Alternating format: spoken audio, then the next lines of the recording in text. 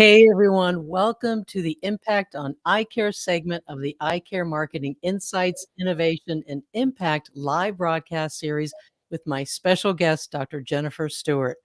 I'm your host, Dr. Sandy Eveleth, and whether you're live with us today or watching during the replay, we would love to hear from you. Please drop us a comment or question below about the topics we're about to discuss.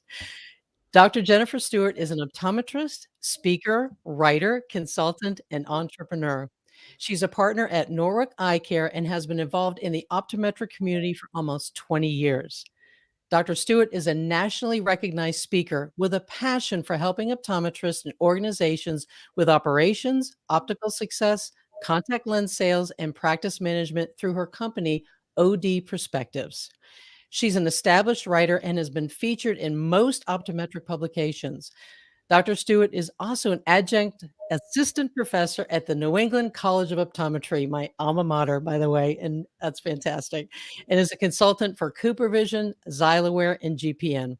With a deep interest in sports vision, Dr. Stewart is the co-founder and chief vision officer for Performance 2020, which provides services for sports and performance vision training. She is a recipient of the Thea Award for Innovation by Women in Optometry and serves on the executive board for the International Sports Vision Association. Dr. Stewart is a proud member of the Optical Women's Association membership and schools initiative committees and is dedicated to increasing awareness and membership in the optometric community.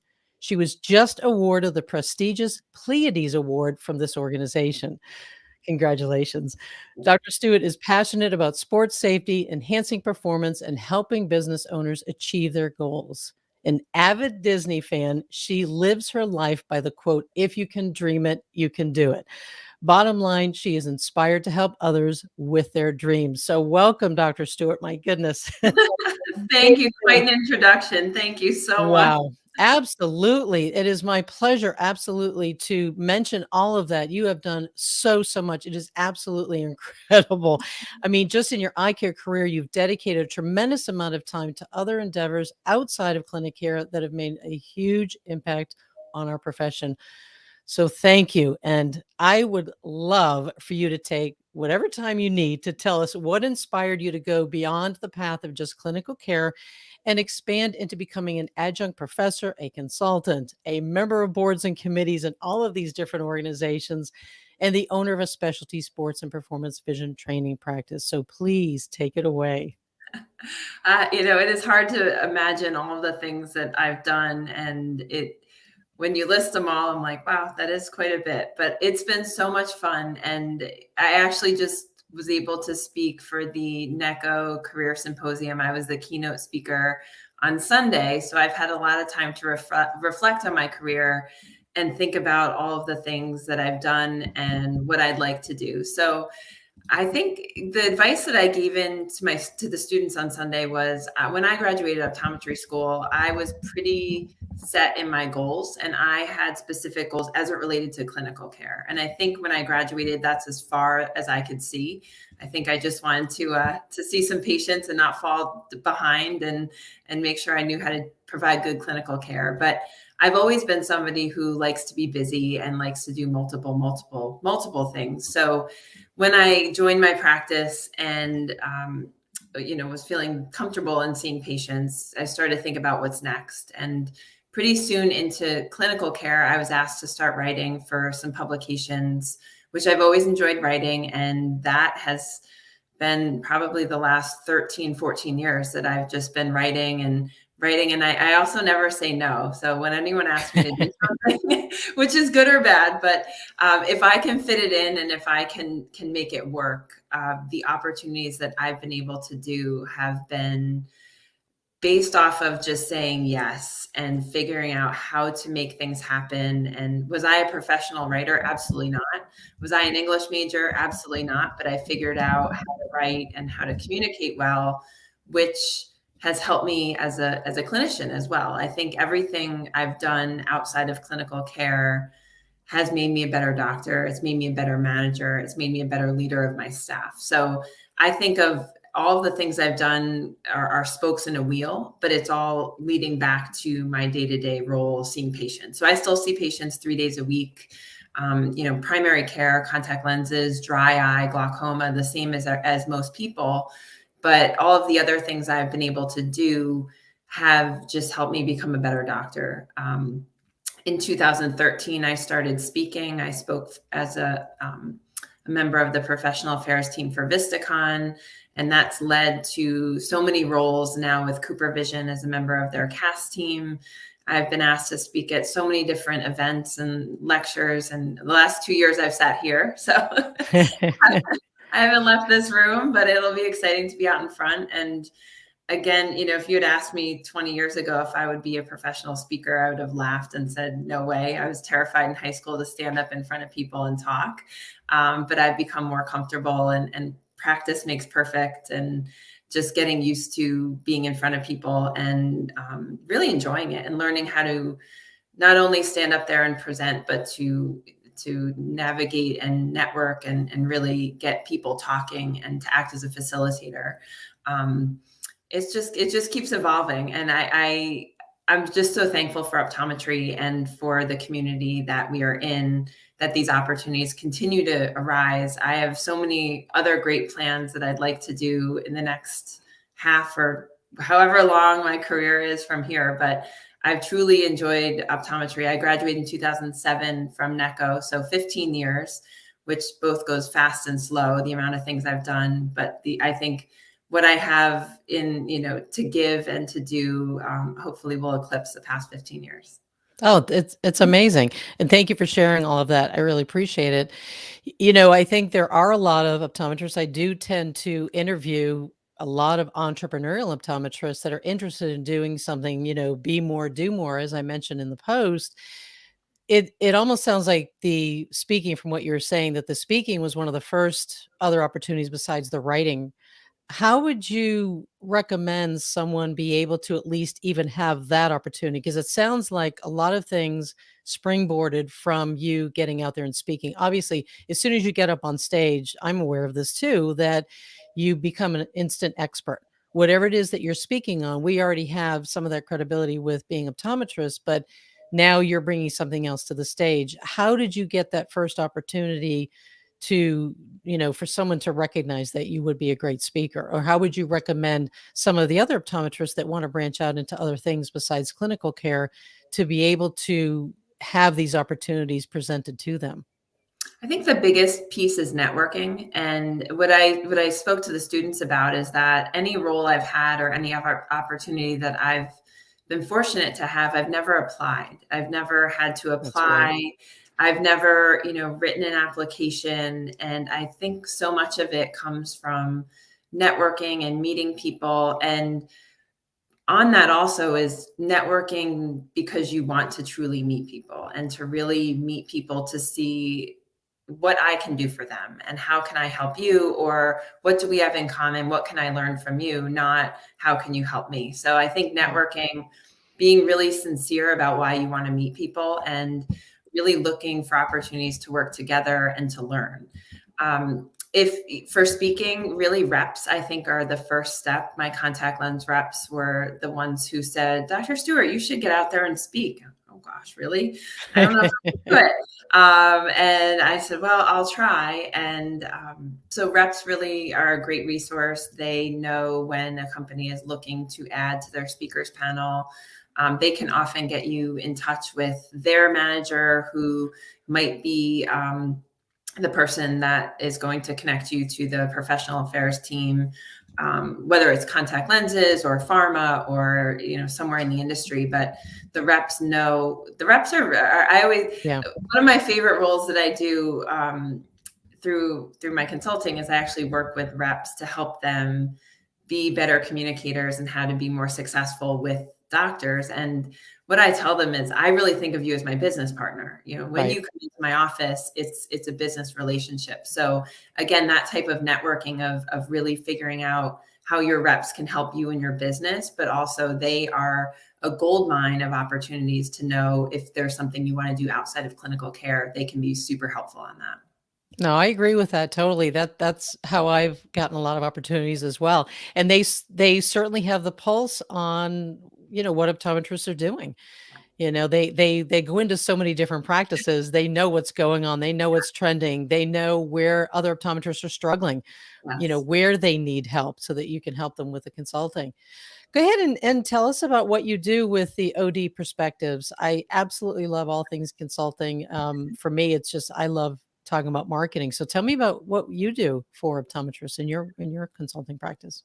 So OD Perspectives was born out of trying to consolidate all of the things I've been doing and trying to put them into one home. And outside of sports vision, which is a whole nother realm of what I do, I was sitting with my husband one day saying, I've been on all these podcasts and written all these articles and done all these, presentations, and, I'm trying to collect them into one space. So he said, why don't we start a website so that you can put them all in one place so that you can find them, when you want to reference them, but if anyone's looking and wants to kind of see what you've done.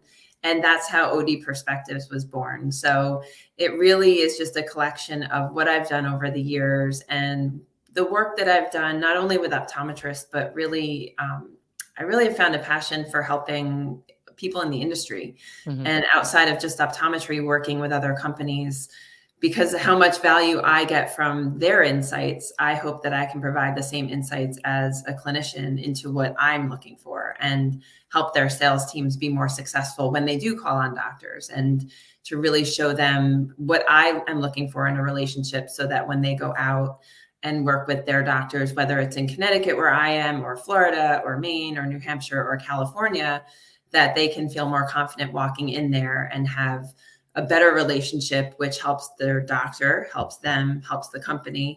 And also, I think, just elevates eye care in the industry as well. That's awesome. So when I go to your website, of course, I'm going to pull it up here. What am I looking for typically as an optometrist? I mean, I know you just covered a bunch, but specifically, I have a blog, so there's an area there with all of the industry work I've done. This will be on there, so hopefully awesome. soon. This will be as soon as it's recorded. There will be a link to this, but all of the articles. I'm a contributor to I Thrive by GPN, so I have a column on communication that runs once a month. I usually have a monthly component of review of eye care business. So I'm there a lot. There it is. So there's my OWA award, and love it. Yes, Should be there. A lot of the work I've done. So it's just a great place for me to keep everything together and to just have a place for anyone to reference anything, and different tags, whether they're looking for practice management, sales and marketing, different publications and different ways. I love metrics, so I love to talk and write about different metrics that we should be measuring in our practice, and not only how do we measure them, but what do we do once we know what we should be measuring? How do we even figure out what we need to do? So on the optometry side, I really like helping doctors look at specific metrics that are important in their practice, but how to be profitable, how to be more efficient, how to use better communication in our opticals to make us more successful. Yeah, and that's so important. It's amazing how many optometrists, like I said, I just work on the marketing side, but it's amazing that there's still some practitioners that build it and they will come, and that doesn't happen. And then when they get into the practice, even understanding things like cash flow, or like you said, some of the KPIs, is understanding what that means. And then how does that affect what I do? Is it inventory? Is it, patient care? Is it employee? All of that can absolutely be looked at with the metrics. Right. So thank you for providing that for us. That's amazing. And again, it's incredible how much work you're doing and how, it's fun. The impact that you have. Tell me more about, this is how I first learned about you. I think it was a post on LinkedIn that I learned about the OWA. Shame on me for not really realizing it.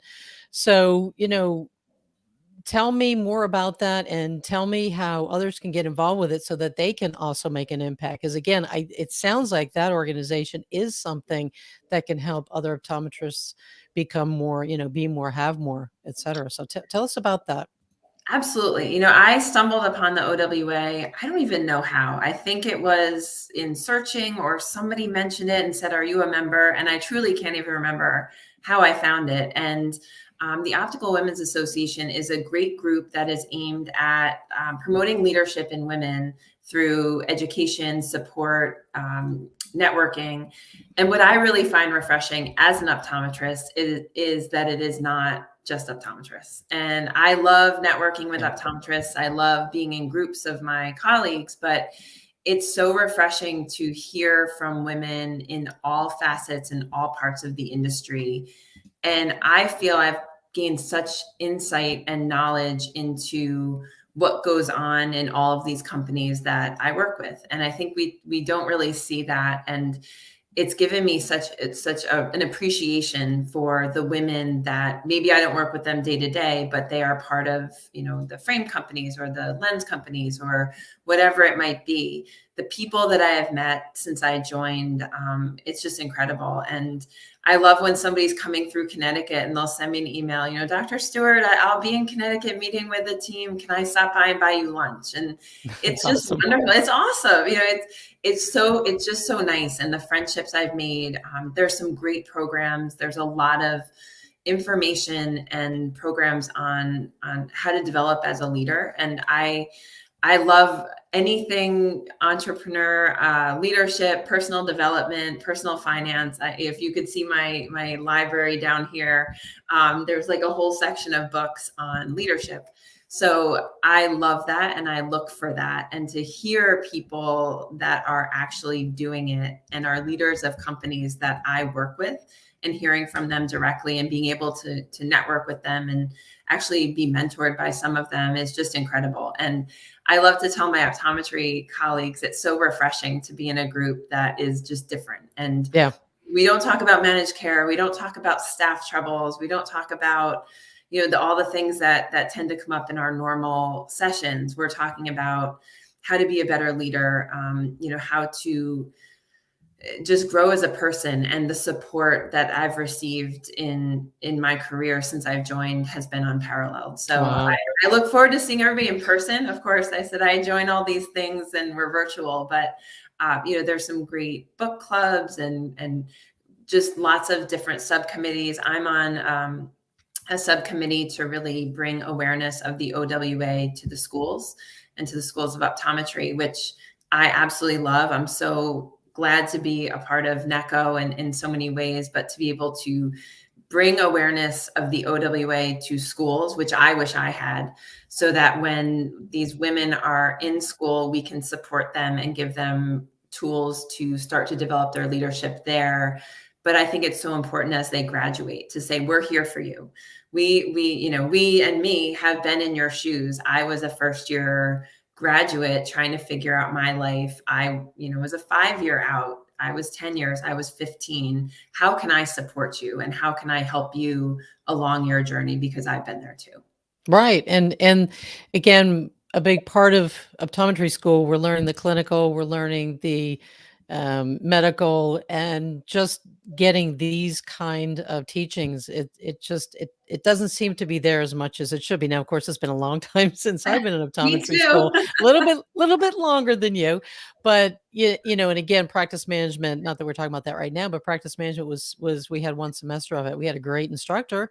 But it just, it wasn't there. And when I started my own practice, when I was in private practice, it was we had to go in our community and learn how to run a business because that just wasn't there. So it's absolutely important to have these kind of organizations. And I love this. And you did a really good job with reaching out because even though I'm not in optometry school, I learned it from you. I didn't even know about this organization. Again, shame on me.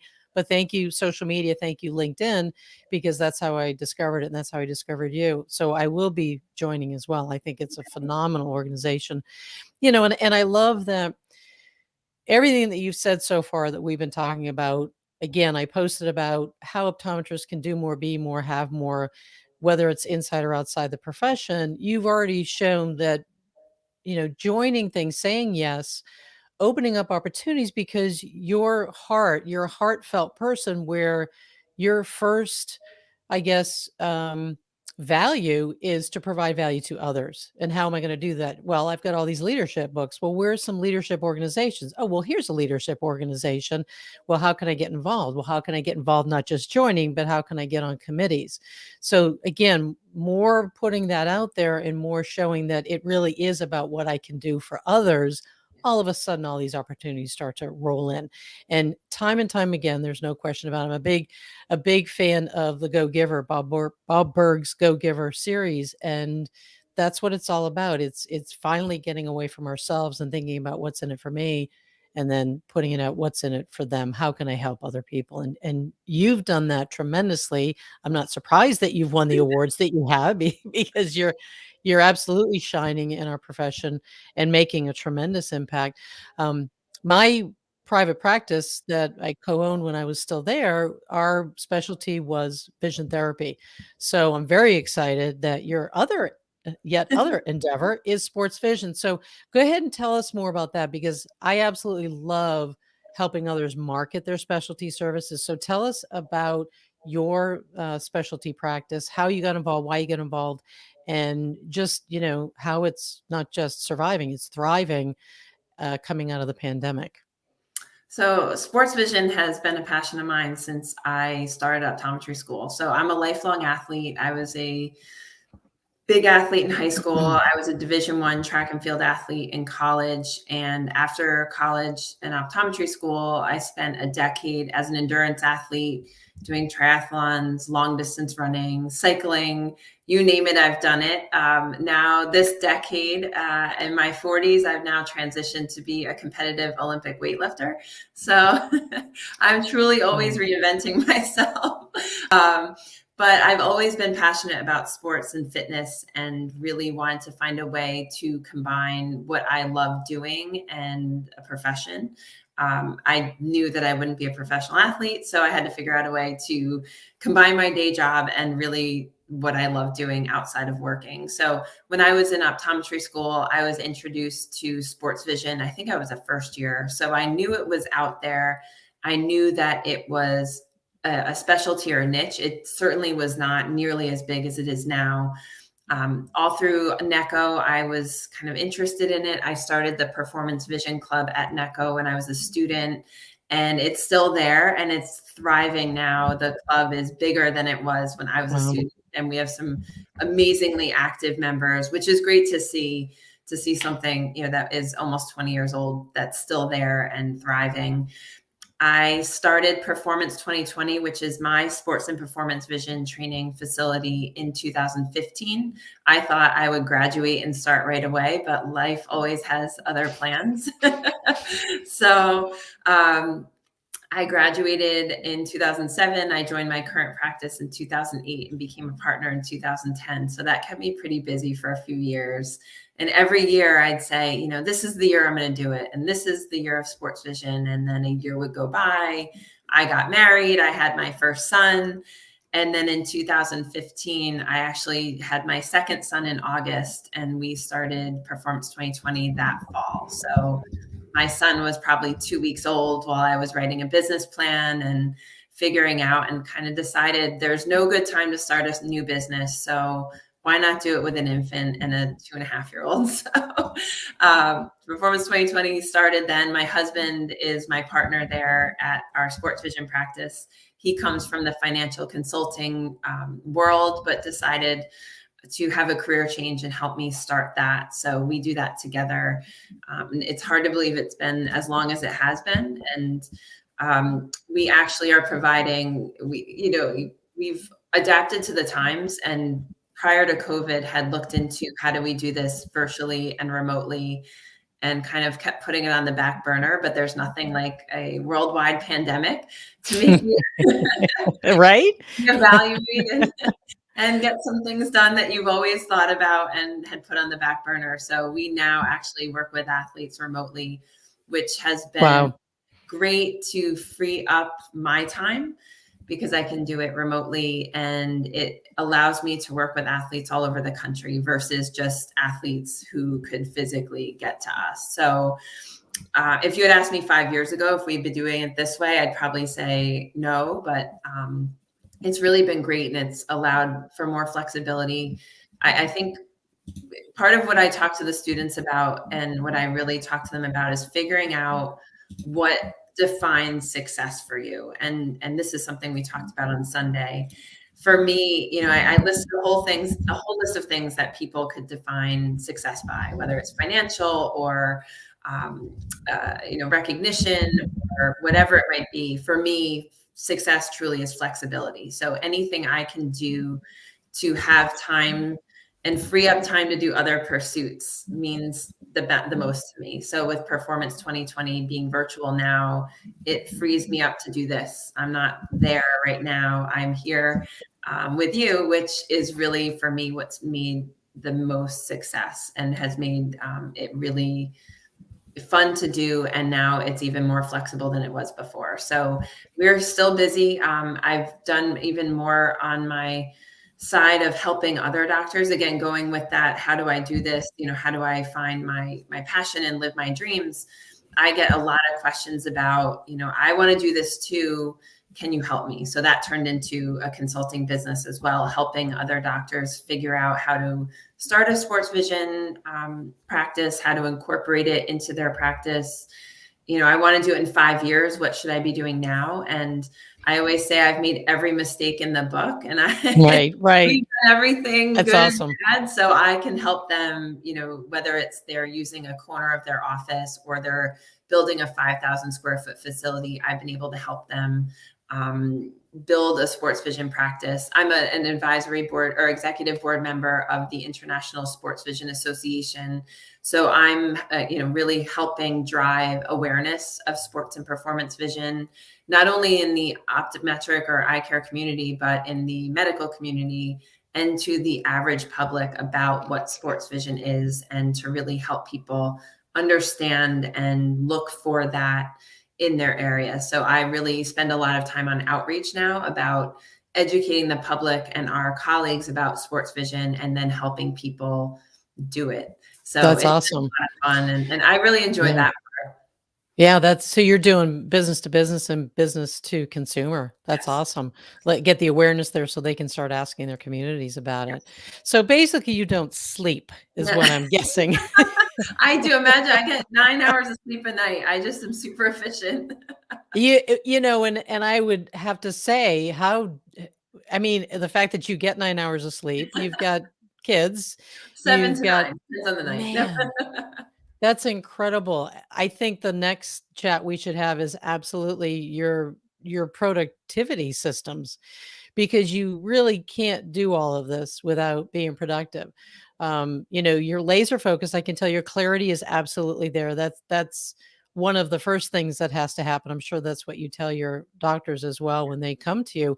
I love the OD perspectives business that you have. I think it's fantastic because I do see that more and more, and I'm sure the pandemic has probably sparked a lot of thoughts of, "Oh boy, what if I can't see patients, Yeah. in clinic? What do I do?" And it made a lot of optometrists, think about, "Boy, what if something happens to our profession?" So I would certainly think that a lot should start reaching out to you just in case. And I love that you did I didn't realize that the sports vision therapy part of it, some of it you are doing remotely, that you're able to do that and educate those that need it or that want to learn more about it, excel at their sports through remote. So that's exciting. That's Yes. exciting. Oh, and we've been having some great comments, and I promise I'm not ignoring you guys. I'm throwing up your comments, but great question from Obi Malopi, who's an amazing, impactful, influential optometrist in his own right. But he wanted to know if you've ever suffered from burnout from everything that you do. It's a good question. I think what keeps me am I tired some days? Absolutely. But I think what keeps me going is I love all of the extra things I'm doing, and I truly enjoy everything. And I think for me, seeing patients 3 days versus 5 is Mhm. really helpful because it gives me time to do the things that I really enjoy outside of clinical care. And I love my patients. My husband jokes that I come home and He said, you are an extrovert. You need those people. You need your chatting. You need that connection. But I also like having 2 days set aside outside the weekend for me to think, for me to go for a walk, for me to get laundry done while I'm, listening to a podcast and writing. Right before we were on here, I just wrote an article. So for me, that creative piece, I don't think of myself as a creative person, but that creative piece that I get to have, whether it's writing or thinking, I just like to take time and think. Sure. And go on a walk with, not bringing my phone, and just have, 45 minutes of reflection and downtime where I'm not answering an email. No one's looking for me. No one knows where I am.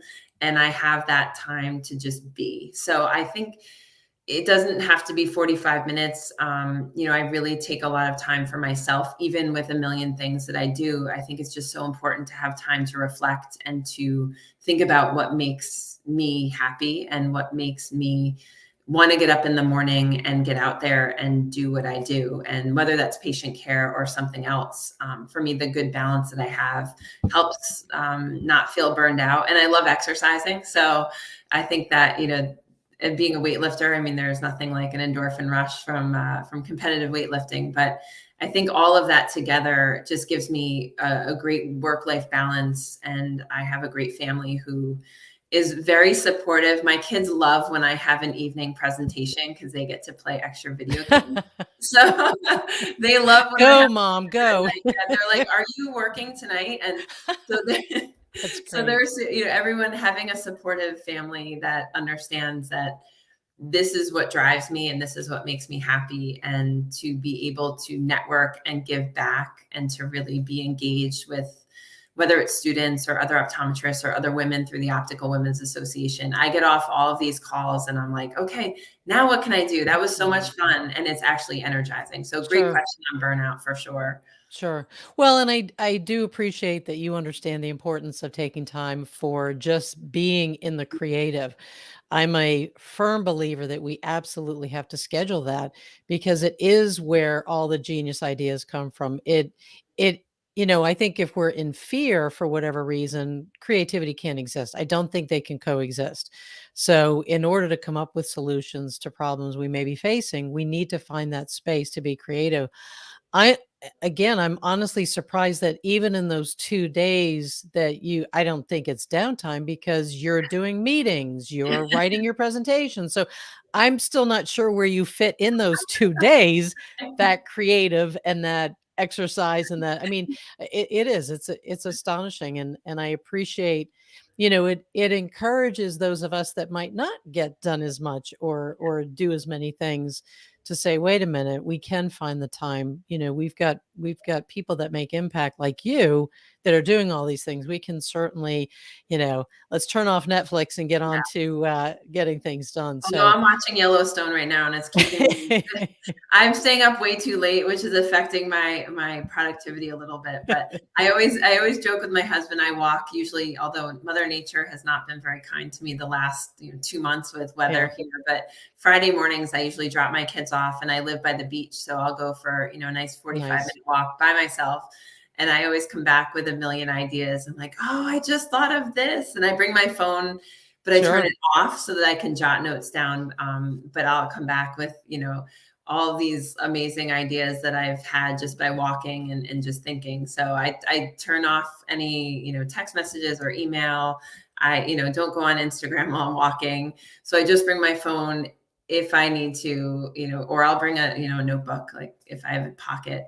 So just those amazing ideas always come when you're as far away from a piece of paper, and you're like, don't forget this, don't forget this. But that, even if it's 15 minutes of time just to think and to think about, what opportunities there might be, or, I just think about, what do I want to do next? What's next for me? What do I enjoy? And there's things that I don't feel passionate about, or that don't bring me satisfaction or joy. So I will not do those. I might try them and see, is this something I like doing? But again, there are only 24 hours in the day. So I'm really specific about the things I do. And I really have found such joy in working with students. And that, when NECO asked me, to develop a sports vision elective. I was like, oh my gosh, that's been on my bucket list to take. Perfect. So sure. And again, is it a lot of work? Absolutely. But to present to these students and to be able to maybe inspire them to do something, whether it's sports vision or whatever it might be, I find that energizing and not draining. So I Right. think identifying what makes us feel good and what doesn't make us feel exhausted after, and it really is helpful, being on the OWA and the subcommittee for schools. We want to speak to every school. I'm like, I'll do it. Yeah. I'll That's present to awesome. all of them because I love it, and I Yeah. really truly enjoy it. So it's finding things that you like, because it doesn't feel like work when you're really doing something you enjoy. Well, and again, taking the time to figure that out, and you've also presented that you ask the right questions. It sounds so basic, but asking yourself and asking your students and being around those that are hungry to learn, you've put yourself in that place where they're going to continue to challenge you. But asking, what do I want to do? What am I passionate about? We pay lip service to that or we talk about it, but I think there's a lot of people out there that actually don't do that. It's clear that you do that. You make space for that activity. And you ask the question and then you get to work in answering it, and then you make sure you take the action to make sure that you're putting yourself in those situations where it continues to feed your energy, so it becomes this cycle. Ask the right questions, get the answers, put it into action, and get more energy to keep doing the same. So I think that's, it again, it may sound basic and simple, but nobody does it, or a lot of people don't do that. Or we just go through So our day and we just do what we need to do, and yeah, don't figure out what really drives us and what makes us excited. And I truly get excited. I get excited for a podcast like this. I couldn't wait. It's so yeah, exciting to get out there and talk about things that you enjoy doing, and hopefully inspire somebody listening to do something that they might have thought about or haven't put a lot of time into, but now maybe I'll turn my phone off for 15 minutes right, and just sit and think about, maybe I join an organization. I'm big on team, and I can't do anything I do alone. And I know that. And to really have great people to rely on and to learn from is so important. So it might be that somebody is interested in leadership, but how do I even go there? Join the yeah, OWA and start to meet with other leaders. And you learn so much just by listening and observing and just watching how people speak and how they handle themselves. So it's just finding that group of people that makes you want to join and makes you want to help and makes you want to join subcommittees and volunteer to do things and get yourself out there. Whatever it might be, it feels very good to do. right, and it keeps raising the bar for sure. And again, you have a lot of great clarity on prioritization. You do know very quickly. It's not something that you spend months on. You figure it out quickly. And by saying yes to everything, you do open yourself up to a lot of opportunities, but I'm sure that you probably very quickly say no when it's not aligned with that question of what makes me feel better and what's successful. You probably move on to something else very quickly. I have no doubt Yeah. that's part of your success and productivity. So that's Yes. awesome. Is there anything else you'd like to add that we may not have covered, or a question you wish that I had asked you and just didn't? Gosh, I think you asked some great questions. Are there any more questions or comments that I've seen some come through, but are there Yeah, any there's others? some, I think, yeah, they're just thanking you and they are so excited. And Obi is from South Africa, so I'm not sure what time it is there, but he often does come on board and hang out with us. So it's really exciting. Um, I would say, let's see. I think as we get back into in-person meetings, the tips I shared for the students, I think go for everybody is, once we start attending meetings, just be present. Yeah, What I always say to the students is the biggest piece of advice I have is put down your phone. At a meeting, sit in the empty seat, sit next to somebody and just start talking. yeah, The connections I've made at breakouts, or grabbing a quick snack in between CE, where now I've missed the CE because the conversation I'm having in the exhibit hall is better than what I was right, having. Those conversations are so important, and you never know where they can lead. So what I told the students this past weekend is, meet the vendors, walk around the exhibit halls, don't be texting and be, surfing Instagram at every break. Sit down at an empty table or sit right down across from somebody, maybe not next to somebody right now with COVID, but Right. sit, right, sit like Right. across from them and just start talking. And, Yeah. people are uncomfortable with small talk. I can talk to a wall, so I have no problem, but just start talking to people, and you never know what connection you might make with that person and where it might lead for you or for them. And Right. I think the biggest connections I've made have been at in-person meetings where I wasn't, looking at people's badges to find a specific person, but somebody looked and said, "Oh, you live in Connecticut. My, whatever lives there. Where do you practice?" Oh, blah, blah, blah. And then we have this connection. We exchange information. And then 2 years later, they reach out to me for Yeah. some opportunity because they remembered that. So Right. harder on Zoom. It's harder on our virtual presentations, but it's really so important when you're in an in-person situation to be present and to just be yourself. And you never know where those connections can lead to. Well, and the interesting thing is because it is difficult for most people to be present, you're going to stand out. And the other advice, I wobble between introvert and extrovert depending on where I get my energy in a particular day. Ask people questions. If you're nervous about approaching someone or doing the true networking, the way that the networking organizations recommend is don't be afraid to go up, introduce yourself, and then ask them a question that you're genuinely interested in finding out, not just doing it to have a conversation.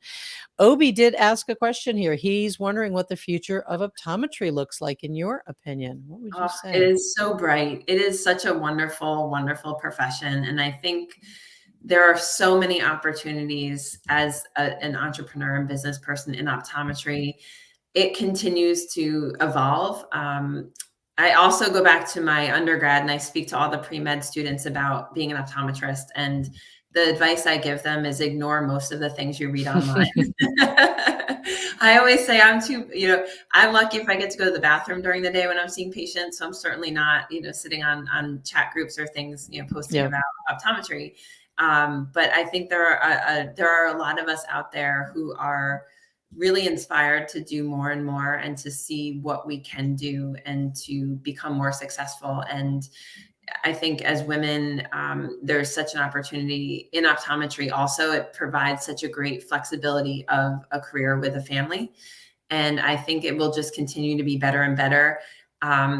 We're seeing a huge growth in our practice after or during COVID. I'm not even sure where we are anymore. But people are craving connection and people are craving that one-on-one, especially most people are still working at home. So I think private practice has such an opportunity because if you're providing an extremely amazing patient experience, Mm. people are looking for that because they are dying for that human connection. So I've really figured out how to be more efficient in the exam room to leave more time for chatting. And it's incredible what you can do with your revenue just by being a better listener, a better communicator, and just an overall, I think, kinder person, because people are struggling and there's a lot of unhappiness, sadness, unknown, and people are scared. And I feel fortunate that we're able to be in person and to, I always say I love my days when I'm in the practice because I just get to sit and chat with people all day and just ask how they are, how they're doing, Mhm. how's their family, and just having that one-on-one connection. So I think practices that do that well and are really focused on the connection they have with that patient, it's unbelievable how that will make you more successful.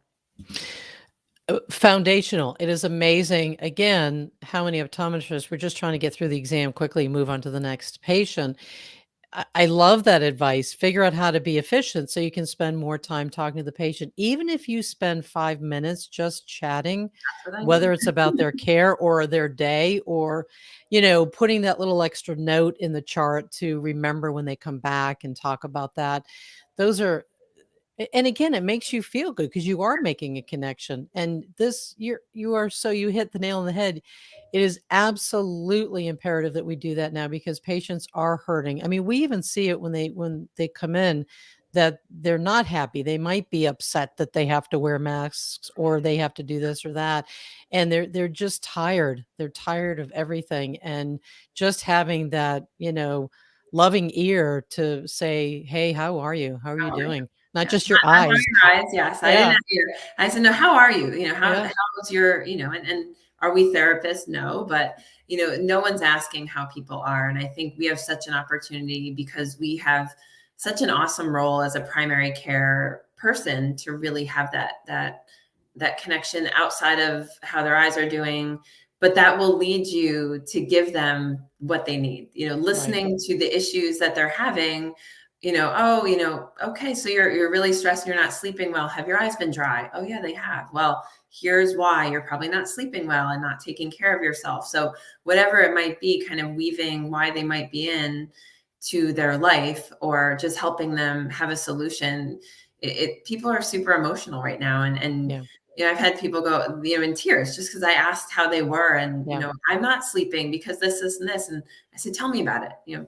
Tell me. I'm a good listener, and I think if you can do that and you do that well and you do it sincerely and you really truly want to be kind with your patients, you're going to be so successful because who's going to want to leave you, whether, if somebody across the Right. street is cheaper than you, I would rather spend double to go to somebody who I connect with and feel is caring and emotionally connected with me.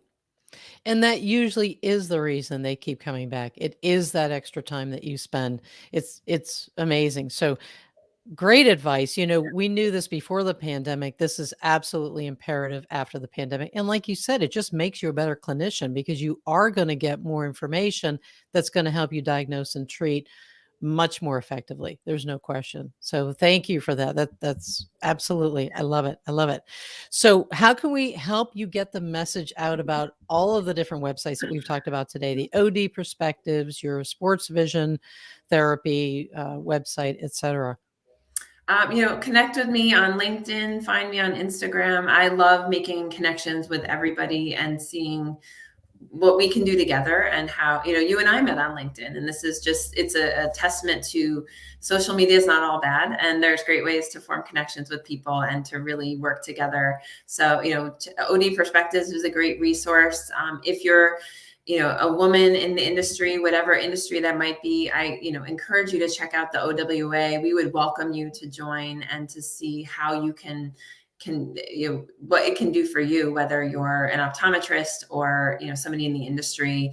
There is a role for you and there is a way for you to engage and to be connected.